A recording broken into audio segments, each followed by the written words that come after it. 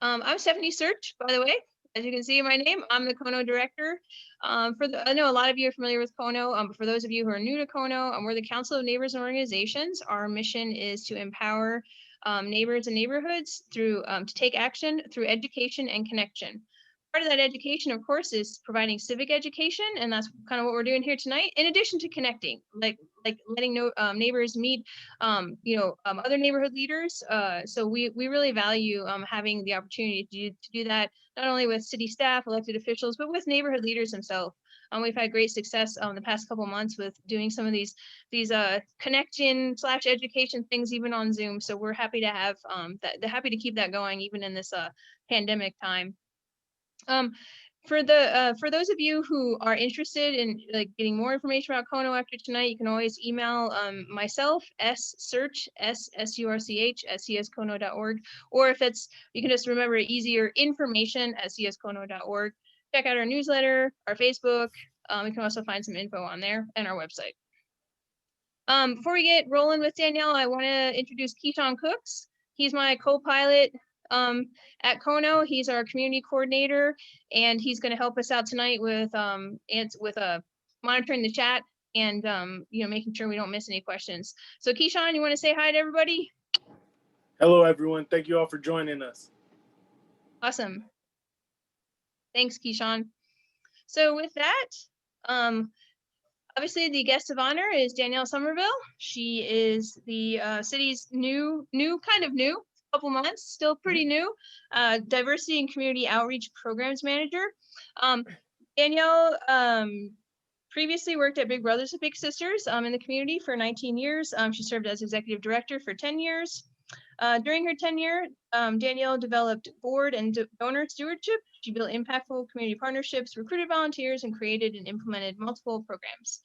She has been a presence in the community for quite a long time and has been a recipient of numerous awards, including the Colorado Springs Business Journal's Women of Influence Award, November 2017. It's quite an honor. Leadership Pikes Peak Modeling the Way Community Leadership Award in 2016, and the CSAC Delta Sigma Theta Sorority Hats Off Award in 2014. So she has been a big presence here in Colorado Springs for a long time, and I'm excited to have her in her new role and to hear about it tonight.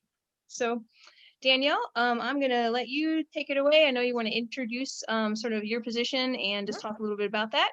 I think I'm going to make you the host so you can share your screen and give us some insight into your new role.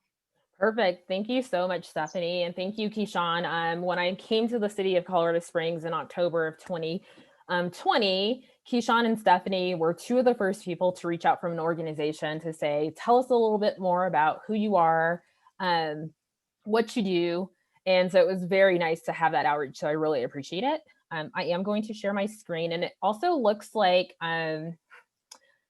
Stephanie, that I will be admitting people into the meeting because that kind of popped up on my screen as well. So as I see names come up, I will make sure to admit people.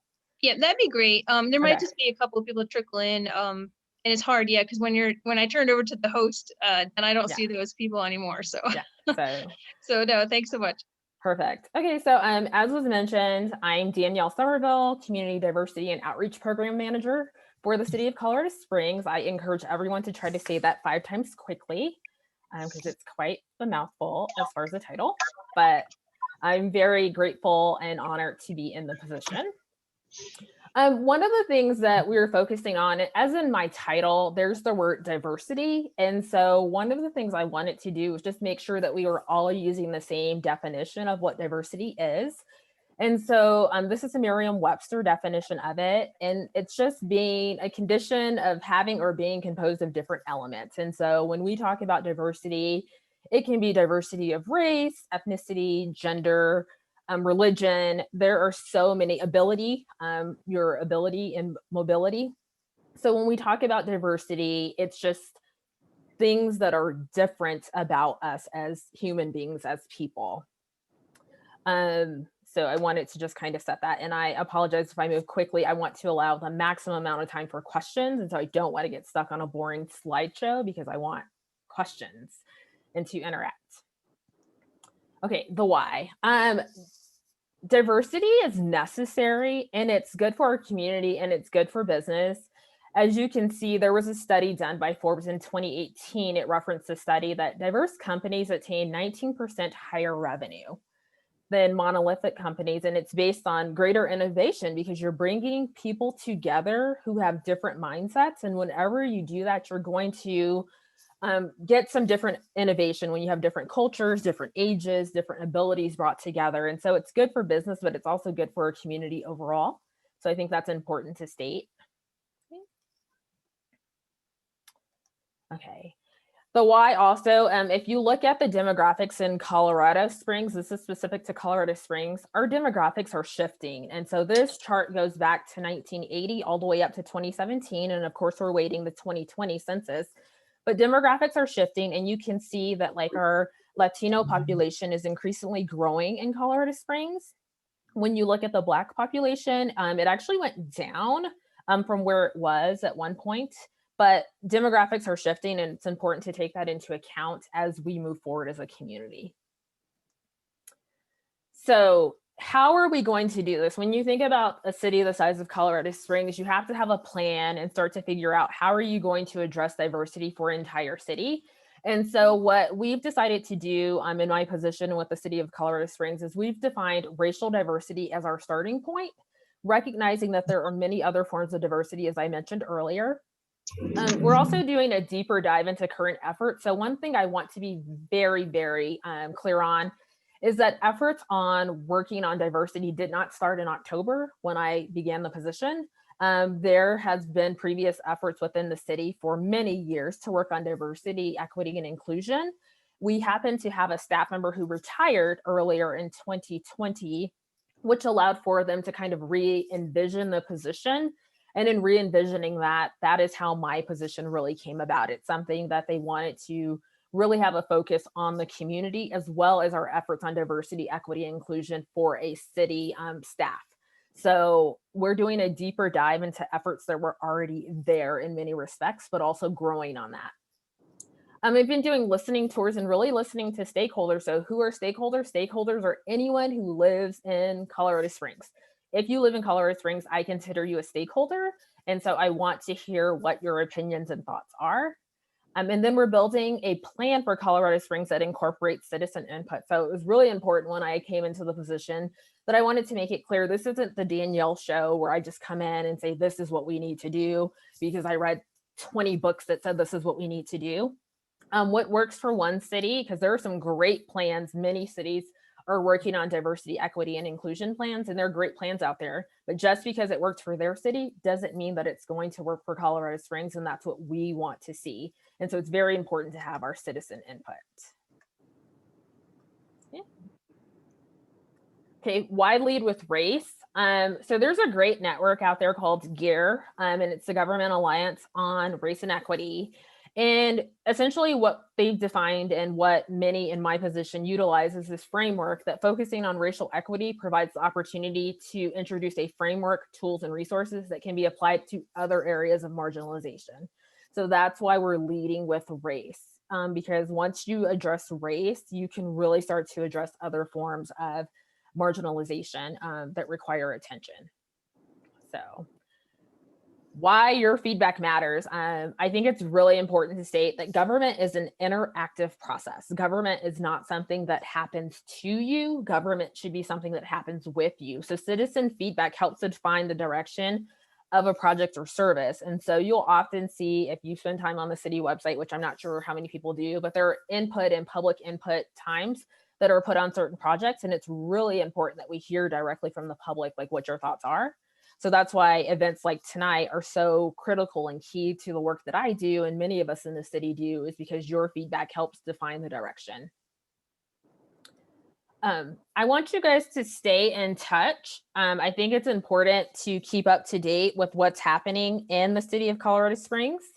And so there are many ways to do that. And you can go to the city website, or you can also download the app. It's available on Android and Apple devices. So I want to make sure that all of our citizens stay in contact with us. And then we have a couple of upcoming events. City of Colorado Springs is turning 150 years old. And so there are going to be many activities that really take into account our full history as a city, but also we're trying to invite as many members of our diverse community together for these celebrations. And that information is also available on our website. So now that you've allowed me to go through my PowerPoint, I'm actually going to stop the screen share and we actually get to the fun part, which is where you get to ask questions and we get to have a dialogue. So I'm going to do that. All right, and Stephanie's internet crashed really quick, so she'll be joining in a second. Okay. So you can just make me the host, Danielle. Perfect. And we'll just start the questions right now. So Okay. anyone right now have a question that they would like to ask? I heard you say that you were inviting representation from different communities across the city. I don't know that any Indigenous people have been invited to any specific events for the 150 celebration. So I'm just wondering what the outreach process would be to our communities specifically. Yeah, and that's a great question, Monica, and I really appreciate that. And anyone, please correct me if I say your name incorrectly, because I think that's very important to acknowledge a person's name. And so, yes, so when I mentioned earlier, Monica was on just a little before some of the rest of you, that I wanted to speak with you about the land acknowledgement statements. I also wanted to speak with you about the Indigenous community overall to see what is the best method for reaching out to various groups. And like I said, I received your contact information and others' contact information. So my form of communication is what's best for the individuals I'm trying to communicate with. And so right now it's a lot of phone calls and emails to try to get to know what is. And so thank you for sharing that, because it's hard for me at this point to know who has not been reached out to. And so that is great feedback that I can take back. There are multiple committees working on the 150th. There's multiple parts. And so I can share that information that we haven't reached out to all of our diverse members of the community, and we need to find an effective way to do that.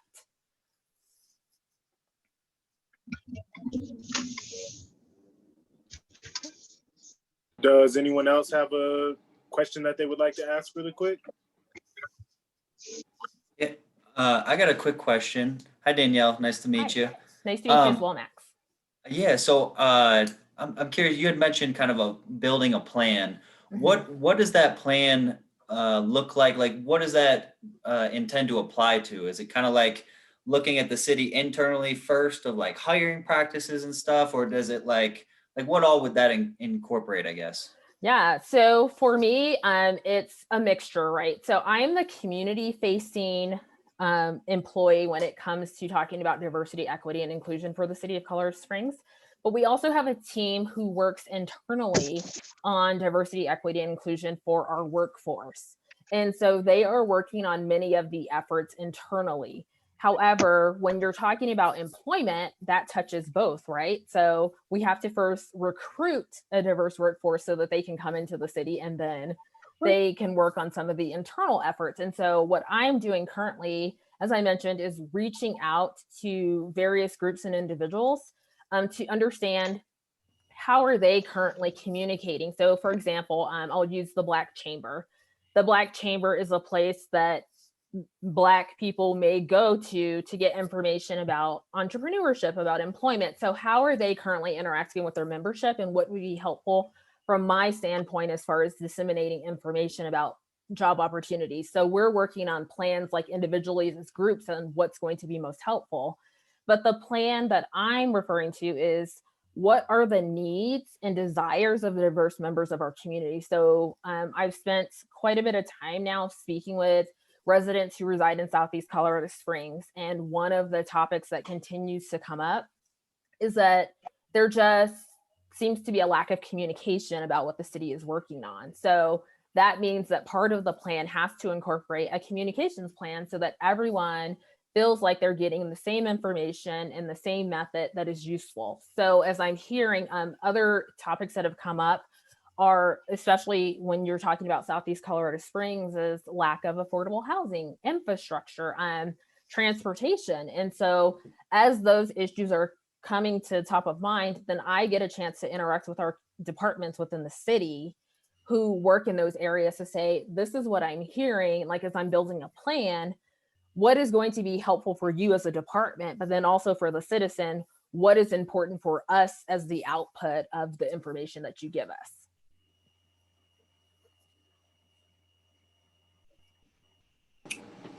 Does anyone else have a question they would like to ask? And if you also have a question, if you don't feel like talking, you can put it in the chat as well. But Victoria, I see your hand up, and then Yes. we'll go to Nancy. Hello, Danielle. I was Hi. hearing about your counterparts, like in Manitou, Springs, Fountain and things. Will you be working with those cities also? So right now, my main focus is on Colorado Springs. However, I have had great communication with the county. And so while not necessarily with Manitou Springs or Fountain, I have had communications with members of the county about what are some of the areas that we are maybe crossing over. So for example, the health department is actually the board of county commissioners like oversees our health department, and COVID is a topic that's coming up. So it's very important that I'm in touch with the health department about how we can best address COVID vaccination and testing in diverse populations of our community.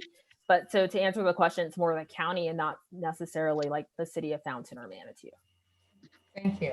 You're welcome. But I'm very open to it. I think that collaboration is very important and key to making this a success. You can go, Nancy.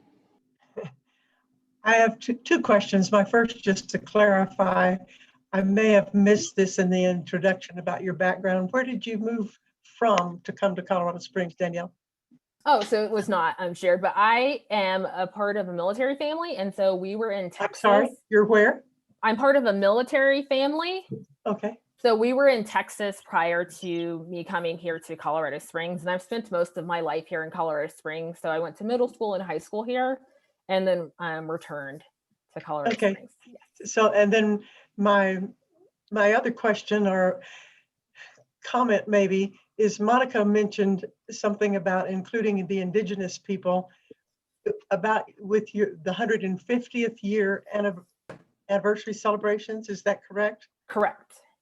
It seems to me that that's very important because the indigenous people were such a huge element early on, and there still is a much larger population than your chart shows, I think, because I'm a retired teacher and I taught music to little kids, and when I was at an inner city school, and I put up a chart of all the American Indian groups, nations throughout North America. I had kids raising their hands and saying, my daddy is such and such, or my mom said her grandpa was such and such.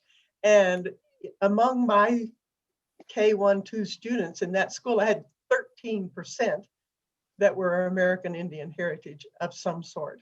And so I would think that through One Nation, walking together, are you familiar with that organization? Yes, I am. That perhaps you can do some really wonderful inclusion in the 150th anniversary. I'd be curious to know if Monica has more to say about that too. Oh, I have lots. I think if you're going to include Indigenous people, it's important to work with Indigenous-led organizations specifically. One Nation is not Indigenous-led. Also, like what Miss Nancy was just saying, in the D11 Title VI Indian Education Program, there's over 126 different tribal nations represented by the students that attend just D11. So there are 49 tribes that legally still have ties to the state of Colorado. So I do think there is a pretty significant population here, but I think reaching out to our actual community is probably your best bet versus One Nation. So awesome. Thank you. I appreciate the feedback, and this is going to be a journey, right? So this is going to be a journey to try to include all diverse members of our population. The 150th is still in the planning phase, but still we want to make sure that we are representative. And I know that like the 150th, when I speak of it, it's multiple events. And I know that Matt Mayberry with the Pioneers Museum has done some great work about making sure to capture the history. And so now I'm sitting over here like taking notes as well, because I want to make sure that everyone is fully included. And I know that for all events, not just the museum, but for all of our events. And Stephanie, I seen your hand up a while ago. Yeah, I wanted to say thank you for being here, Danielle, and welcome home. I also, I'm not from here, but came of age here, left for a while, and it also called me home, so I feel that. You were saying that you've done a fair amount of listening tour type work in the Southeast. What I was wondering what other plans you have to branch out to the rest of the city, especially the other parts of the city that have sort of like pockets of more Black and brown folks, but I know that it's easy in Colorado Springs, I think, to for a lot of people to have this sense that like basically all Black people in Colorado Springs live in the Southeast. And I know that kind of in my own neighborhood, there are especially some pockets that are far less white. And I'm always wondering, like, when do we start to pay attention to some of those communities as well? Is that in the works, or what's the... Yeah, absolutely. And that's part of why I was so excited when Stephanie reached out, because Kono has reached into every single neighborhood in the city of Colorado Springs. And so that's why I was super excited, because for me, it's not about recreating the wheel. It's about using the existing wheel and trying to expand on it, right? So I just did a presentation last Monday for the MLK event at Colorado College that they host each year. And one of my first questions with the group that I had on was, where are you from? And so many of the members who were on were not from Southeast Colorado Springs. They are represented all parts of the city and are very interested in the topic. Oops, I am getting a little bit of feedback, so hopefully you all can still hear me. But it was really great to hear that there is great interest about diversity throughout our city. So I don't want anyone to think that the only focus is on Southeast. Southeast Colorado Springs currently is where most diverse members of our population tend to reside, like as a group in a hub. But we are diverse throughout the city of Colorado Springs, and that recognition is there. And so part of it is, how do I effectively reach out to every single neighborhood? And I think Kono already has a great strategy of doing that. So I really want to build it. I'm hoping that you'll start to see more coming out in Kono newsletter, social media, regarding my position in my department and what we're working on. Oops, are you still there, Stephanie? Yes, sorry, I was just saying thank you. I was muted, but okay.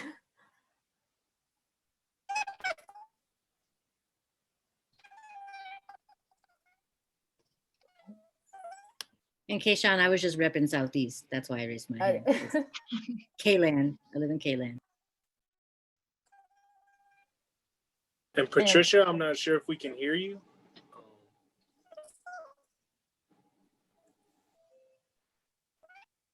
I am unable to hear.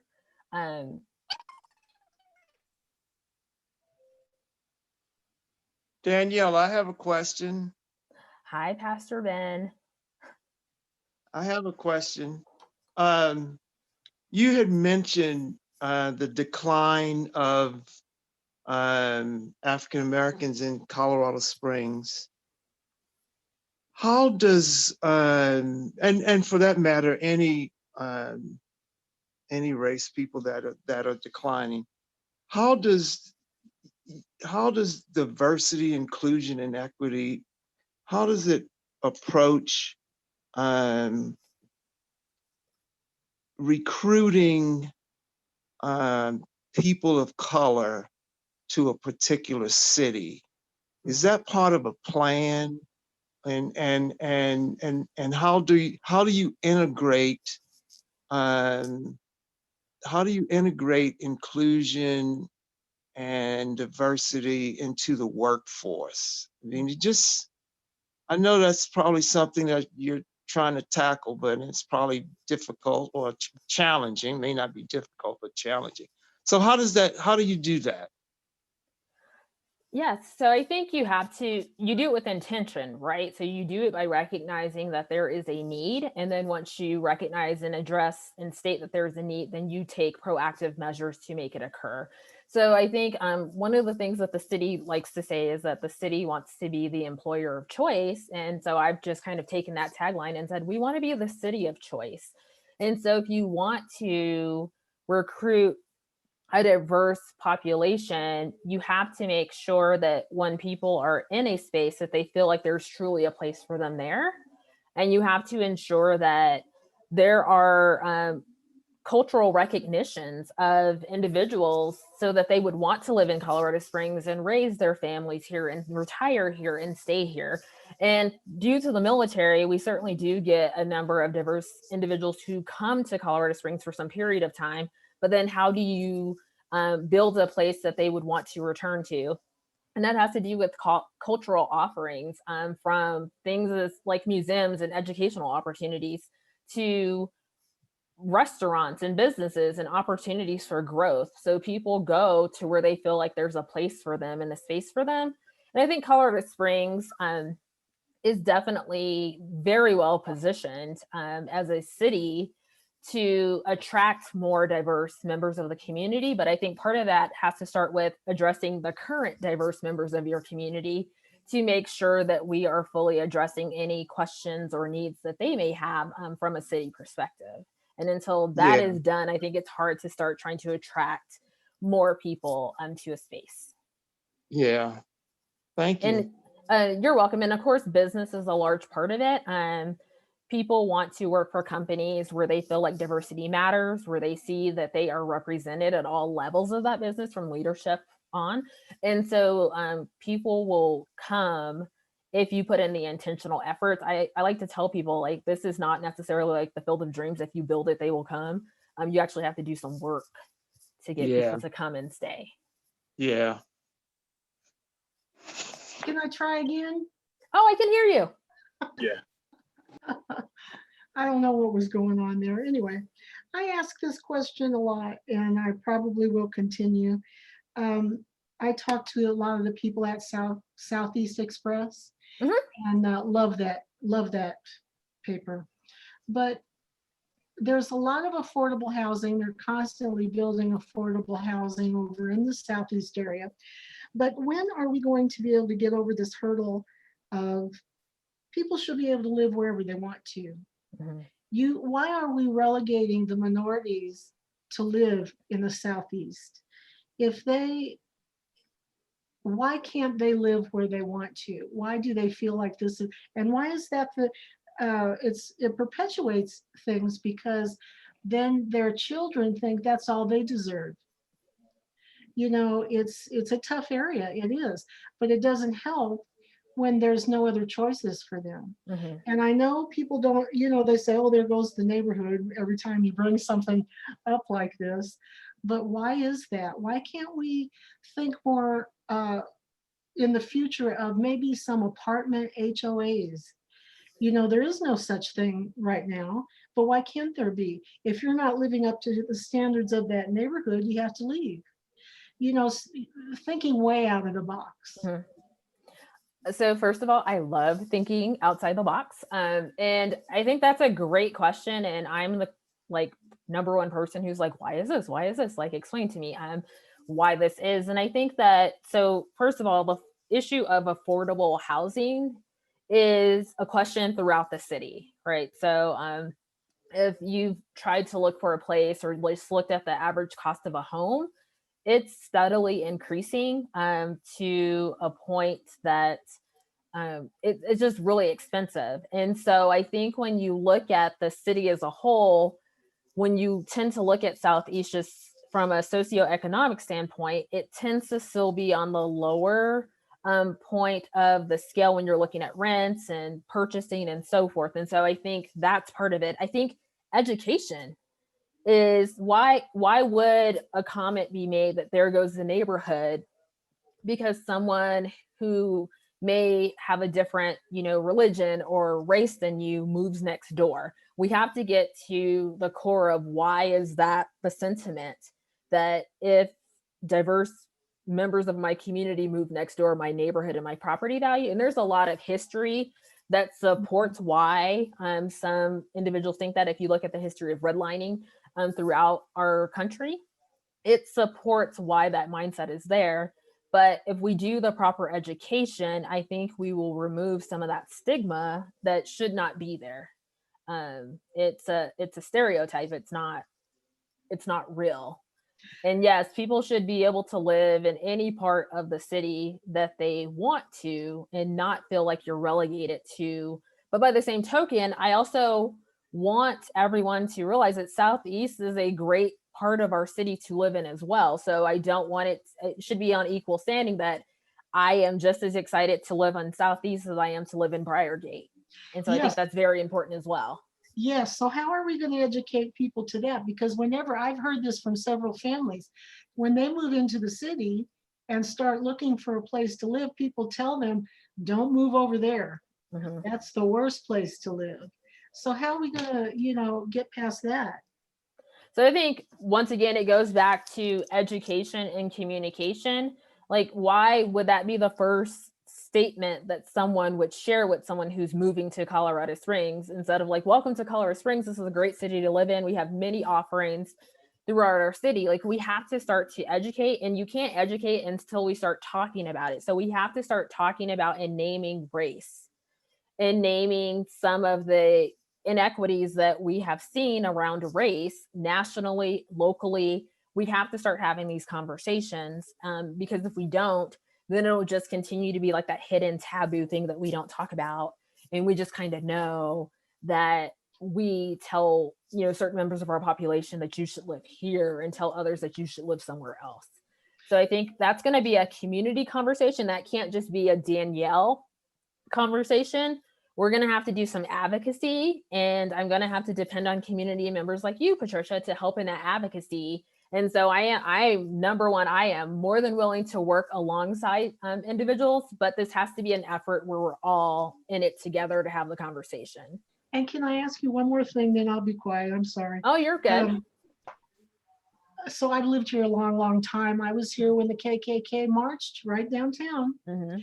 And, so we have come a long way. Colorado Springs has come a long way. One of the things we used to do was, it was conversations on race, but it was part of that Food for Thought group. Mhm. Now, Food for Thought, this was back probably in the 90s.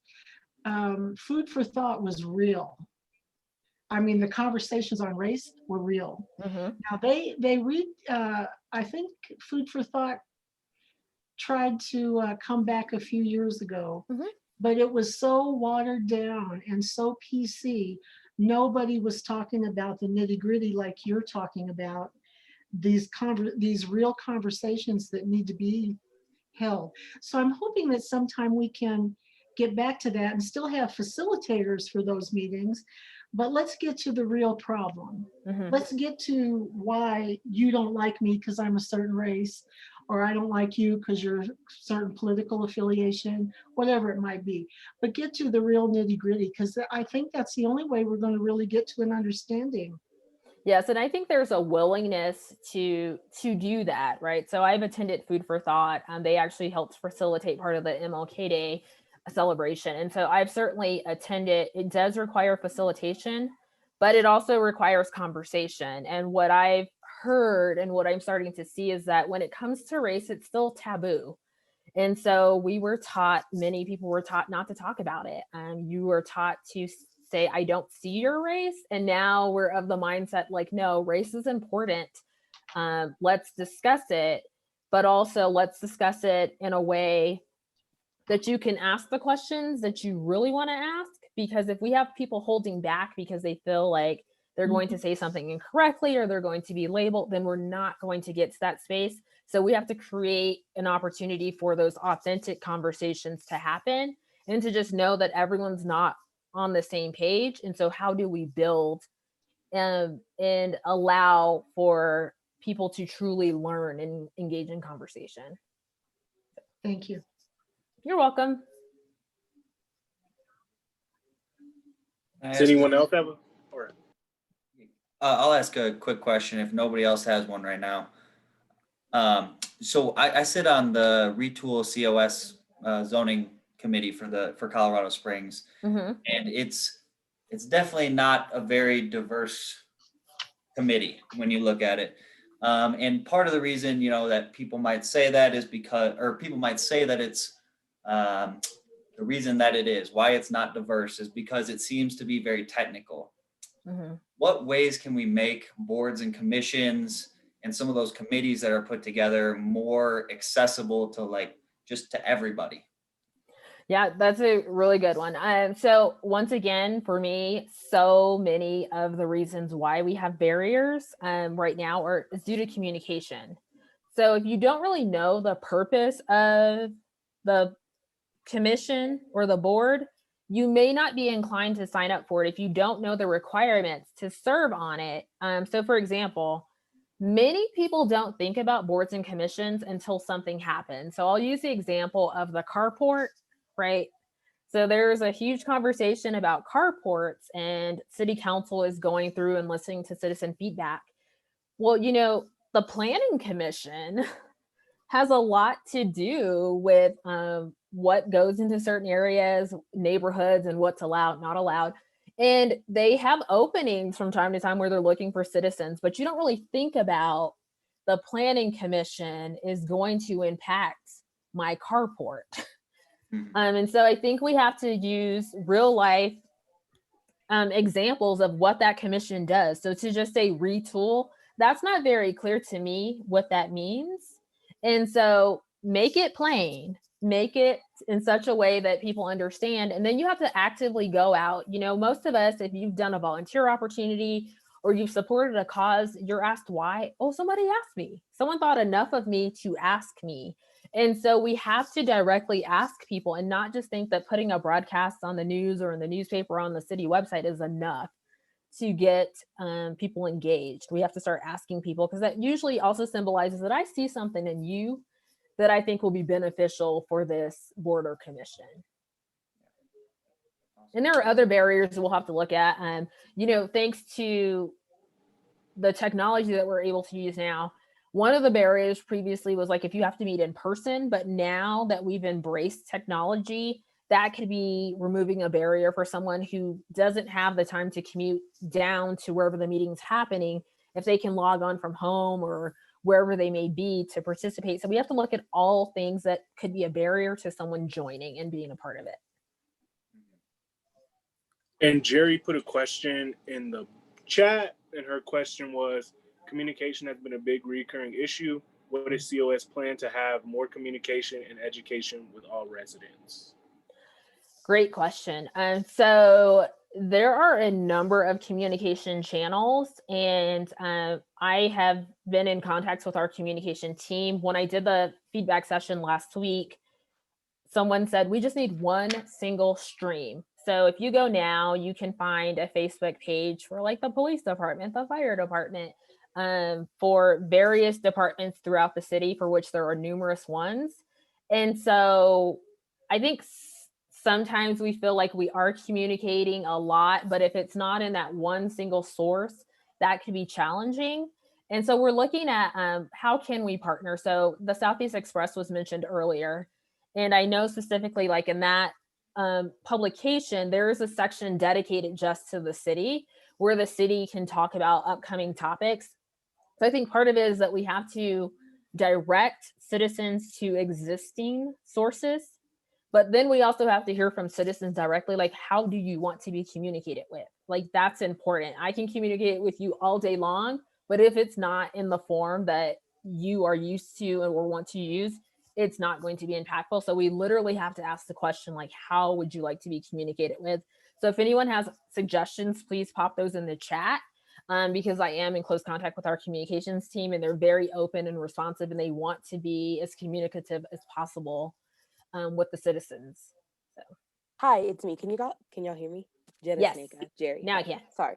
So I had to go find my headphones. It was a lot going on. My computer wasn't working. Yeah. But thank you. I do appreciate that. The last year or 2 or 3, I've been pretty involved in trying to figure out what's going on with the city. I am a Southeast resident. So a lot of attention has been put on the Southeast, like we talked about before, because it's a larger minority base. But I will say, as a resident, communication, I'm going to be transparent. I feel like a lot of things are cherry picked. So it's like, oh, I like this group because I know they don't shake the table. They're not radical. They'll go with the flow. So I'm going to pick these people, and I'm going to pick these people, and I'm going to pick these people. And I feel like that's not something that, no Tino shade, that you can personally correct. I feel like it's a systemic issue that we have to get into the nitty gritty with. And I feel like, again, the communication is a problem. Like, for example, like the illumination project or even this Kono meeting.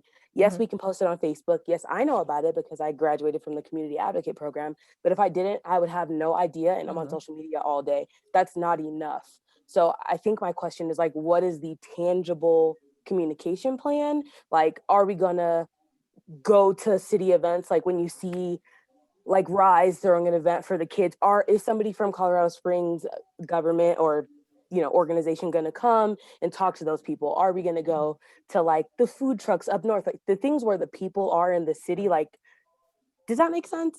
Yes. And Okay. yes, as soon as the outside opens up again, I plan to be outside and going to these various events, because I think it's important to know what's going on. So yes, if Rise is hosting an event, I want to know about it.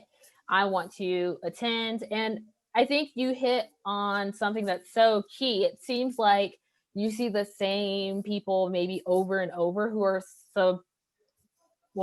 representing a community, but you may not always feel like they represent and speak for me and for my interests. So I think that I would like to think that my role can have influence, but more importantly, have impact, right? Influence, you can put that to the side, but to have impact. And so I think it's important. And that's so key. So I will share that. Like if it appears, my whole thing is perception is reality.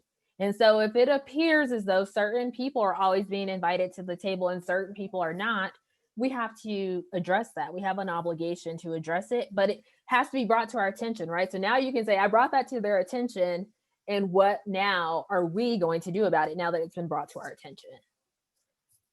So, cool. I appreciate that. absolutely. I will say, again, you don't know me personally, but I've been very vocal to multiple people. And again, it just gets swept under the rug. So it's like beating a dead horse sometimes, but I do appreciate you. Yeah. I feel your energy and you're really excited to be a part of this. So I will follow up with you on the side eventually. So thank you. And like I said, if you have other ideas for communication methods, please, please, please share that with me, because I'm a firm believer in let's try different to see if we get different results, because that's the only way you're going to find out.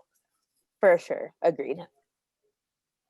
All right, and Monica had a comment in the chat. She said board and commission meetings need to take place outside of normal working hours to make it accessible to more people. Not everyone's employers are supportive of those time commitments. Thank you. I appreciate that feedback as well, and I will be sharing that as well. Yeah. And then Stephanie Search also has a comment. Okay. Hey everyone, can you hear me okay? Yes.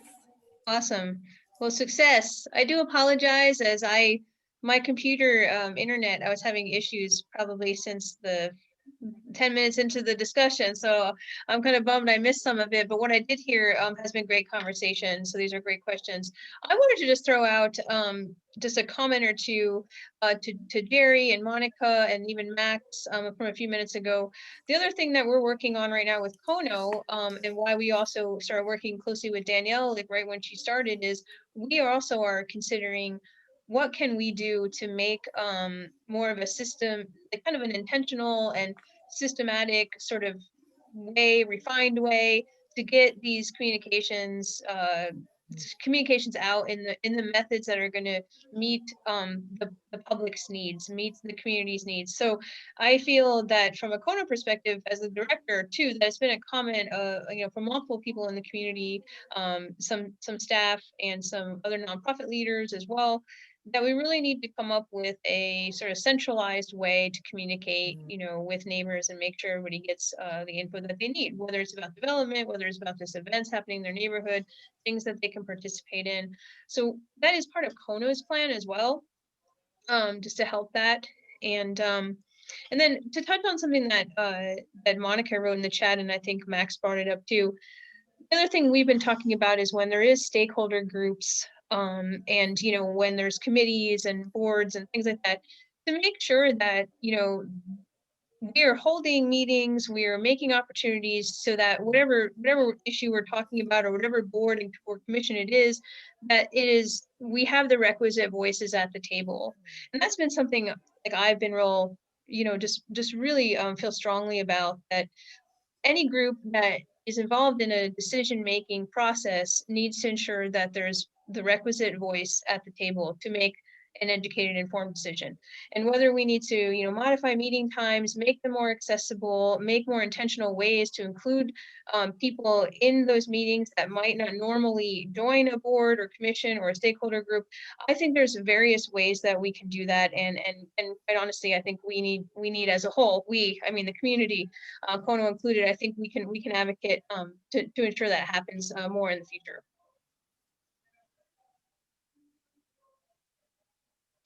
So thanks for giving me a second. I just want to chime in from a Kono perspective. Thanks, Stephanie. Yeah, thank you. And these are great comments. I'm writing them down too. Perfect. And I agree with what Stephanie was saying. I also work with I work with like a million different Native organizations, but in multiple of those conversations, we've talked kind of the same thing, like how do we get information dispersed to our communities that are on the reservation, rural, urban, Denver, Colorado Springs. And what we were talking about is how to identify webs of people, because there's a lot of times within our community, there are different people that are at the center of different webs that kind of intertwine. So identifying who those key people are. Because I know if I want to reach this community, I'm going to send something specifically to this person. If I want someone from this community, I'm going to send something specifically to this person, and then they distribute. And that's a lot of relationship building that the city would have to do. I don't know if that's necessarily within your scope, unless you never want to go to your office again. But it is really identifying who those stakeholders are in the communities and having them disperse. Because if I hear from someone I already know and respect and trust that this meeting is going on, or that our voice needs to be at this, then I'm going to go. If I just get a random email from somebody at city that I've not worked with before, there's a good chance that I'm like, I don't have time. I don't have the emotional labor to put into what this is going to need. So it's really building those relationships, and whether that is the people who are already doing that work, like saying, okay, hey, Danielle, like if you have something that's specific to natives, you can contact me or this person or this person, and we will distribute it. So it has to go two ways, but we have to make sure that we have seats at that table, because where it's at now is we're taking your chairs if you're not opening those tables up to us anymore, because we're tired of it. And we're making our own tables and so it's getting to a point where if you want to outreach to our communities, you need to come to us. You need to come to us, and you need to do that work and not put all of that labor on marginalized people and people of color in our community anymore, because we've been doing it way too long. So and like even the working on the land acknowledgements are like saying, hello everyone, I stole Danielle's wallet. We all know I stole her wallet. I benefited from the money and the credit cards that were in her wallet, but I'm still keeping it. So unless there's actual action behind that, land acknowledgements are more problematic than not even acknowledging, because it's a token, and we don't want to do that anymore. So yeah, there's just a lot to unpack, and I do not envy you in your position in any possible way. That's a level of politics and diplomacy I have no go you, because it ain't me. Oh, don't say that so quickly, Monica. I'm reaching out to you. So, but yeah, I think that that's a great point. And I think to add on to, if I may, Monica, to that is that, once I reach out, because I now am part of the city. So once I reach out, then it has to be that follow through, because no one wants to keep talking and talking and talking all day. People want to see action behind it. So we have to turn it into actionable steps so that community can see, like, okay, this is what they said they were going to do. This is what they did. This is how they informed me along the way of what was going on. And so I think that then builds momentum to go back to Pastor Ben's, to where people start hearing about that, and it builds that excitement. So then more people want to come to Colorado Springs. And some people might argue with me, like, don't invite any more people to Colorado Springs. But we're going to keep inviting people to Colorado Springs. And so that's how you build it, is you build off of that excitement that's built because you actually took actionable steps And when I say actionable steps, like I want to make it clear that every suggestion that I get is not going to be one that is on the table that can be executed or followed through with. But I don't want you to feel like you weren't heard, but being heard doesn't necessarily mean that your idea is the one that we go with. And so I think that's important as well. And I love communicating with people. And so, but I love action more than just the communications with people. So. And we have about like a little less than 4 minutes left. Does anyone have any last comments? I see Julie and Victoria. Hi, thank you, Danielle, for your time. I really appreciate this conversation. Just wanted to like give a couple of thoughts quickly of what comes to mind for me. First of all, I think we need probably multiple positions with your title. This is a big job. It cannot rest on just you. I know you're not saying it's all you, but this should be, there should be parity with some other departments in our city. And so I would love to know how we continue to advocate for that. I will continue to say, isn't this great, this new position? But it needs to be positions, because tied to that is I don't see many of our top elected officials and top city officials saying what you're saying. I don't hear it from our mayor. I don't hear it from Jeff Green. I don't hear it from a lot of city council. I don't hear it from our El Paso County commissioners. People don't want to talk about the kumbaya word diversity, let alone acknowledge race. And so I'm concerned about that. It cannot all be on you. We will support you. I'm excited for you. I don't know. The other thing I just wanted to say is, I don't know how we fix this, but having sat in on a lot of city meetings in different departments in different places over the last 2 years, and a person that has an interest in civics in my community, I wouldn't want to join one of those commissions or boards. They are dry. The meetings are long. It's tough. I don't know. I'm thinking some cities somewhere in this country have decided to overturn the tables and figure out a way to do business where it is more attractive to young people, to people with busy schedules. I don't know. I'm not saying you can fix that, but we might have to think way out of the box if we're actually get diversity on our boards, commissions, and city business, because it's painful stuff. Sorry, thank you for listening. No, of course, thank you. And I will say that I have great support from city leadership, and that includes like council to the mayor to chief of staff, Jeff Green, who you referenced. So I do have great support from city leadership, and I don't intend to speak on behalf of the county because I'm not a county employee. But I believe that the same would be there from the county. So I'll just say that because I think that's a safe statement.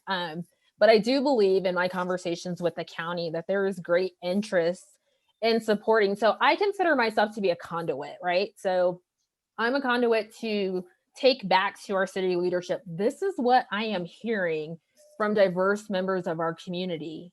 And then also from the city to our diverse members of the community, like this is what we want to be able to focus on and work on. How do we do that? How do we come together hand in hand and do that? And I think, from the boards or commissions that I'm not going to speak to like the excitement or lack of excitement with their work, but I think that you have to like be at the table to be that change agent, right? So if there's opportunities to join, and you feel like it needs to be infused with more youthful people or diverse people, you have to be that person who's willing to say, I will be one of the people who can come. It's not just going to be someone else all the time. If we keep trying to say, well, this person will do it, this person will take care of it, it's just not going to happen. It has to start with us, right? It has to start with you. And I have great support. So I don't want anyone to think that like, it's just me. while I may be the face of the work, and while this position in itself and title is new, there is like a whole city who's supporting. There are departments who are like, Danielle, we want to engage in the work. We just need a roadmap, on how do we do this, and we all need that. So I think that that's important. So, and what I will ask, because I know we're winding down on time and I did not get a chance to hear from everyone. Stephanie, because you do have everyone's contact information, I believe you had to give your email to register for this. If you wouldn't mind sharing my contact information with this group, I would really appreciate it. And then that way, if you have follow-up for me, you can reach out and then I can reach back out to you as well. So. Yeah, that sounds great. I can certainly do that. I'll send a follow-up email to everybody that was registered or in attendance tonight. I do think we had one more question, Victoria. Yes, before we leave, I'd like to comment as something about the Food for Thought Community Dialogue. I wasn't here in the 90s when Food for Thought started, but I have been involved with it now. And we are finding that more people are interested in talking about prejudice, discrimination, racial issues. As Danielle mentioned, we were involved with the Martin Luther King event last week and had some good conversations. And we're finding in our launch of dialogue groups twice a year, where we meet 6 times, more groups are wanting to talk about racial issues. So I think what's going on in our city, our nation in the last couple of years, people are more interested. I think conversation and respectful conversation led by trained facilitators can play an important role. And we're looking at how we can continue something with Martin Luther King events through the years to have some more talking about racial issues. So I invite you to come and join one of our groups. Right now it's hard. We're not meeting in person, but hopefully. And how does one do that? Like where would we go to sign up to join? You go to the Food for Thought websites, foodforthoughtcs.org, or you can just check Food for Thought out in Colorado Springs and it will come up. Perfect. Great, thank you. Thank you. And Monica had a chat. She said we need to vote to pay council a living wage so council members can actually be representative of our community as a whole. Most BIPOC can't work FT for $550 a month. And then Stephanie Search had one last comment.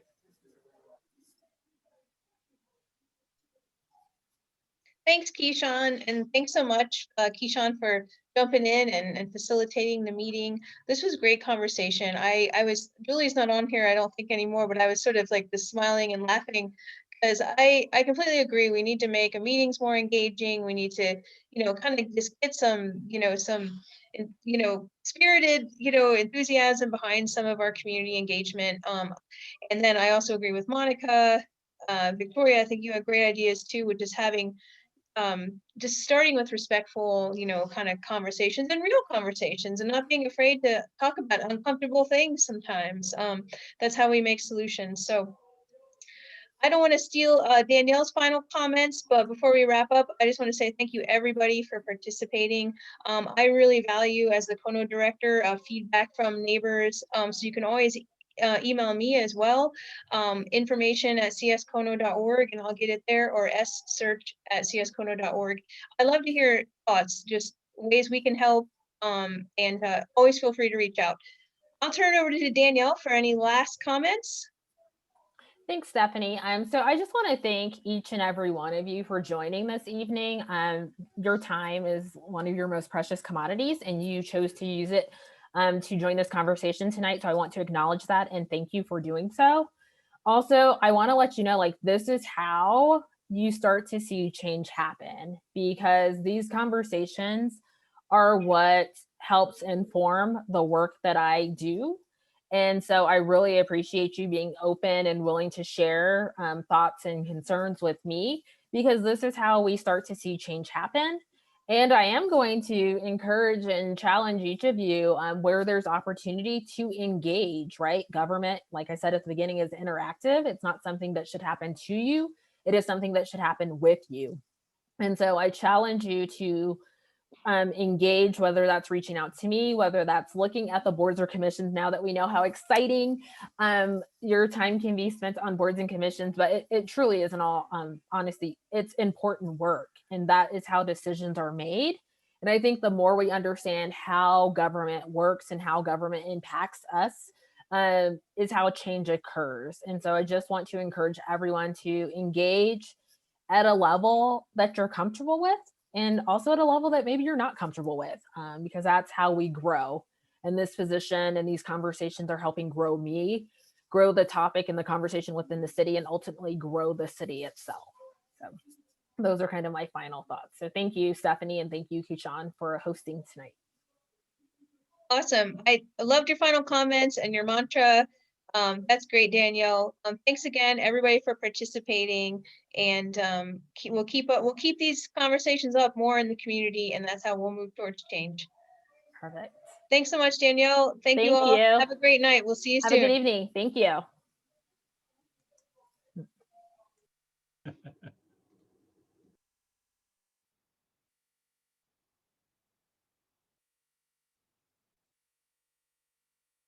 Bye, Keyshawn.